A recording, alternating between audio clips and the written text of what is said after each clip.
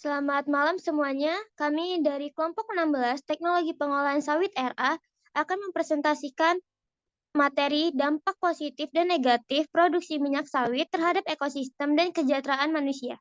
Next. Di mana anggota kelompoknya ada Khalil Bagas Rajendra, Anita Nurani Putri, Tiara Nur Mahmuda, Anti Hanikawati. Next.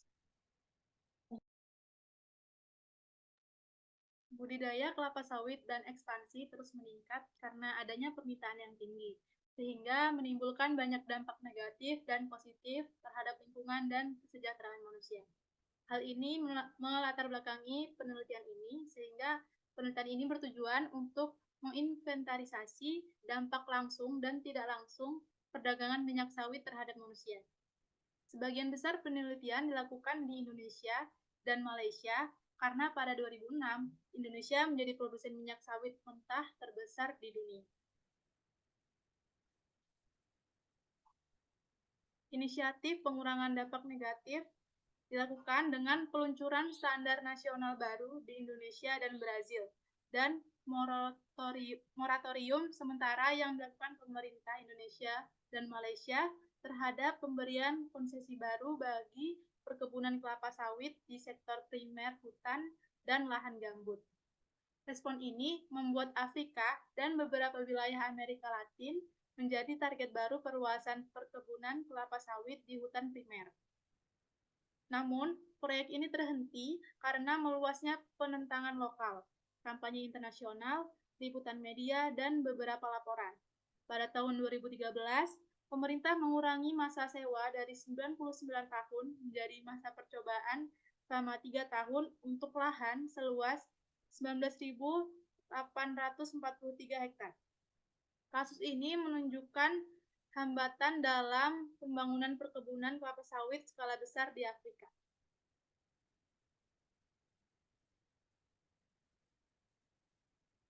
Selanjutnya, perkebunan sawit di Indonesia. Perkebunan kelapa sawit di Indonesia dimaksudkan untuk mengubah lahan yang kurang dimanfaatkan oleh penduduk desa menjadi lahan yang lebih produktif dan memberikan pendapatan lebih tinggi bagi mereka. Namun, terdapat lebih dari 600 sengketa lahan di Indonesia antara masyarakat lokal dan perusahaan kelapa sawit. Hal ini berkaitan dengan hilangnya hak penguasaan tanah, tidak terpenuhinya janji untuk menyediakan infrastruktur bagi masyarakat lokal. Sebagian besar konflik ini sudah berlangsung selama beberapa dekade. Hal ini menunjukkan bahwa dampak negatif kelapa sawit terhadap manusia tersebar luas dan berkelanjutan. Selanjutnya ada dampak positif. Perdagangan minyak sawit berkontribusi terhadap pertumbuhan ekonomi di banyak negara, di mana minyak sawit ditanam, khususnya di Asia Tenggara. Apabila perkebunan besar didirikan oleh perusahaan agroindustri, maka perkebunan tersebut dapat menyediakan lapangan kerja melalui lapangan kerja bagi masyarakat lokal dan meningkatkan pendapatan. Permintaan minyak sawit diperkirakan akan meningkat secara signifikan di masa depan, tanpa adanya kekurangan pasar. Selain itu, kelapa sawit merupakan komoditas yang paling berkelanjutan dalam memenuhi kebutuhan dunia. Akan minyak nabati, sekaligus memberikan kontribusi terhadap kas negara, memenuhi tujuan pembangunan yang berkeadilan.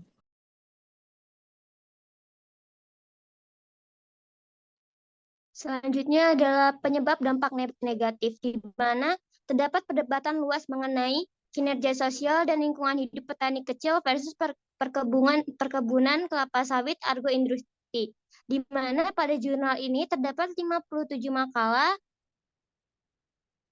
yang ditinjau oleh rekan sejawat dan dipertimbangkan dalam studi ini bahwa 81 melaporkan dampak penyebab itu disebabkan oleh perkebunan sawit agroindustri, sedangkan hanya 54% yang melaporkan dampak perkebunan petani kecil.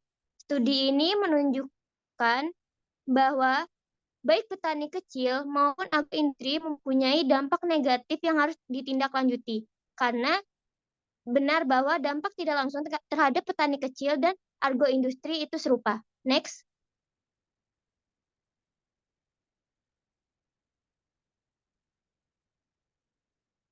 Sehingga dapat disimpulkan dari permasalahan ini, baik petani kecil maupun agroindustri mempunyai dampak negatif yang harus ditindaklanjuti.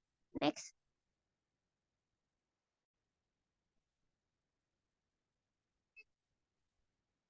Selanjutnya ada penelitian terbaru.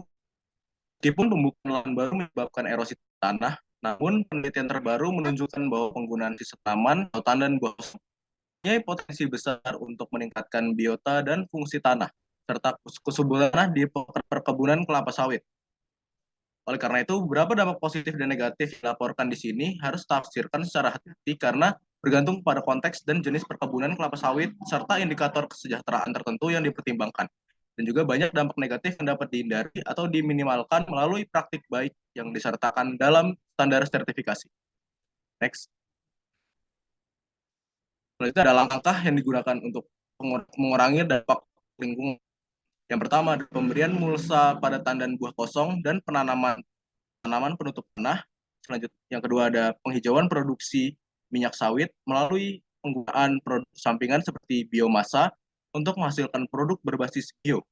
Dan yang terakhir ada menginisiasi penangkapan biogas untuk mengurangi emisi metana dan limbah pengolahan kelapa sawit untuk menghasilkan energi. Next. Dan berikut ada beberapa inisiatif sertifikasi yang ada di tingkat global dan nasional. Yang pertama ada RSPO atau Roundtable on Sustainable Palm Oil.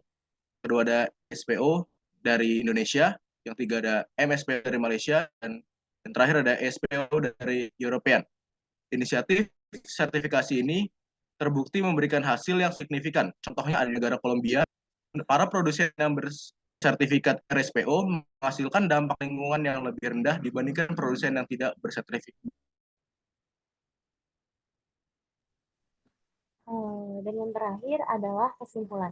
Meskipun ada upaya untuk membatasi atau menghilangkan dampak negatif perdagangan minyak sawit, ditemukan dampak negatif yang meluas terhadap manusia, baik secara langsung, seperti perampasan tanah, konflik, dan lain-lain.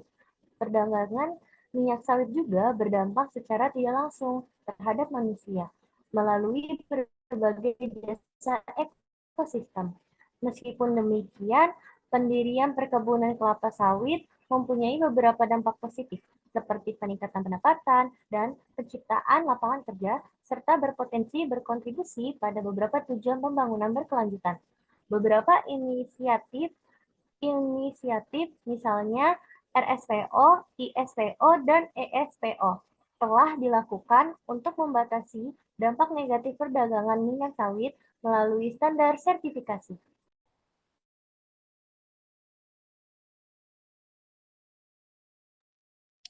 Baik, berikut merupakan presentasi materi yang telah disampaikan oleh kelompok kami. Terima kasih atas kesempatannya.